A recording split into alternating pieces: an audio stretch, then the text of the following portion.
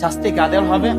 বুখারী শরীফের মধ্যে হাদিস আসছে, আল্লাহ রাসূল সাল্লাল্লাহু আলাইহি ওয়াসাল্লাম বলেন যে, হাদিসের মধ্যে আছে রাসূল সাল্লাল্লাহু আলাইহি ওয়াসাল্লাম একদা দুইটা কবরের পাশ দিয়ে হাইটা যাইতেছে। তো হাইটা যাওয়ার পথে দুই কবরের মধ্যে আযাব হইতেছিল। রাসূল তো মালুম করতে পারছেন, রাসূলকে যে জিনিস জানানো হতো রাসূল ওইটা জানতে পারতেন। তো রাসূল জানার পরে সাহাবায়ে কেরামদের ডাক দিছেন, ডাক দিয়ে বলতেছেন, শোনো আমার সাহাবীরা, এই যে দুই কবর দেখতেছো, এদের কবরের মধ্যে শাস্তির কারণ হইল আম্মা আহাদুহুমা কানা লা ইয়াস্তাতির মিনাল বাউল, এদের মধ্যকার একজন ইস্তেনজা থেকে, পেশাব থেকে হেফাজত থাকতো না, অর্থাৎ পাক পবিত্র থাকতো না।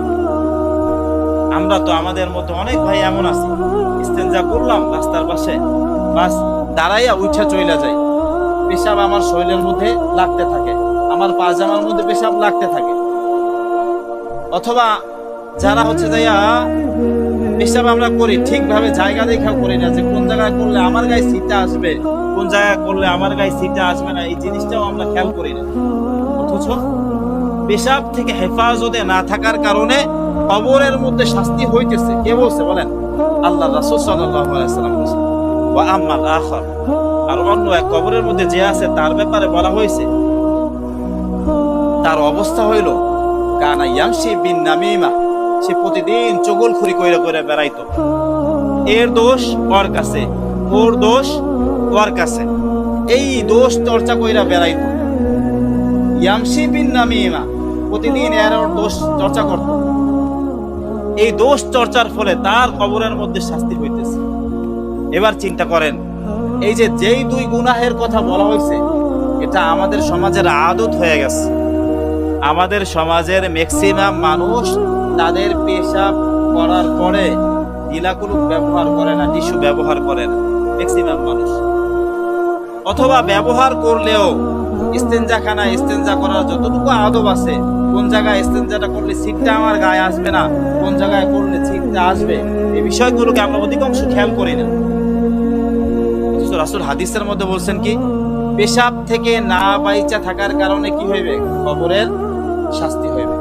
দ্বিতীয়টা আসেন, এই যে নমিমা, দোষ চর্চা, দোষ চর্চার ফলে কবরের শাস্তি হবে।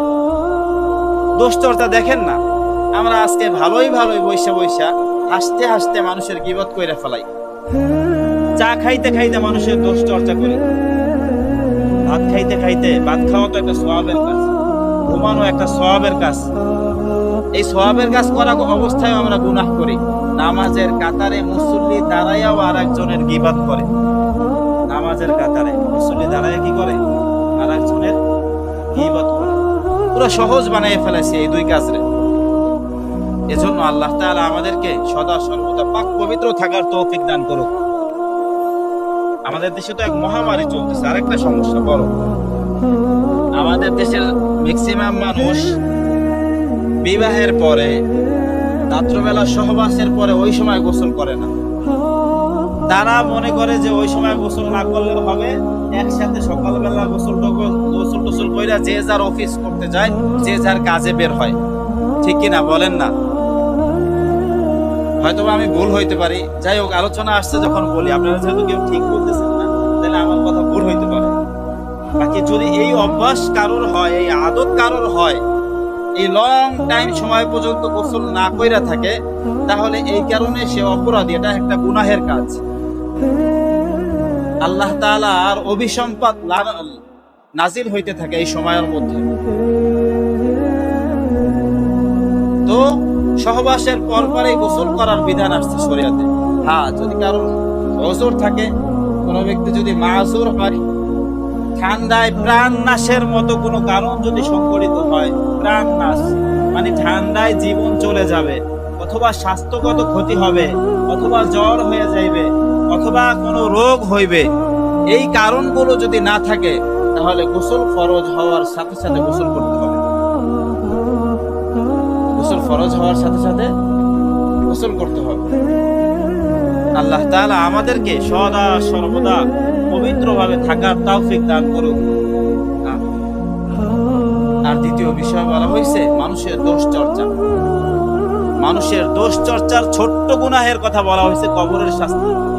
বড় গুনাহ কি? যে যার দোষ চর্চা করবে, দোষ চর্চা ওই যে যেই অপরাধ সে করছে, ওই অপরাধের যতটুকু গুনাহ, যে দোষ চর্চা করছে তার মধ্যে সমস্ত গুনাহগুলো চলে আসবে। আর যে দোষ চর্চা করছে তার যতটুকু সওয়াবের কাজ আছে, যতটুকু সওয়াব সে করছে, নেকের কাজ করছে, এই নেকটা ওই যে ব্যক্তির দোষ চর্চা করা হয়েছে তার কাছে চলে যাবে পুরাটা। নাউযুবিল্লাহ।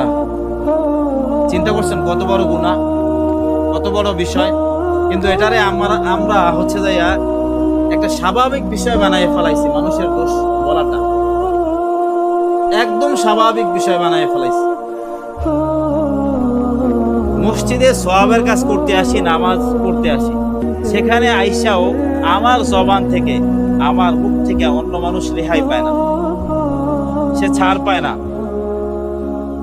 অথচ আল্লাহ রাসূল সাল্লাল্লাহু আলাইহি ওয়াসাল্লাম বলছেন ওই ব্যক্তি হলো সর্বোত্তম মুমিন, সর্বোত্তম মুসলমান, যার জবান এবং হাত থেকে অন্য মুসলিম ভাইয়েরা নিরাপদে থাকে। এখন আমি সদা সর্বদা মুখ দিয়ে আপনাকে ঘায়েল করলাম, গালমন্দ করলাম, আপনার দোষ চর্চা করলাম, আমি তো সর্বোত্তম মুমিন হইতে পারলাম না ভাই।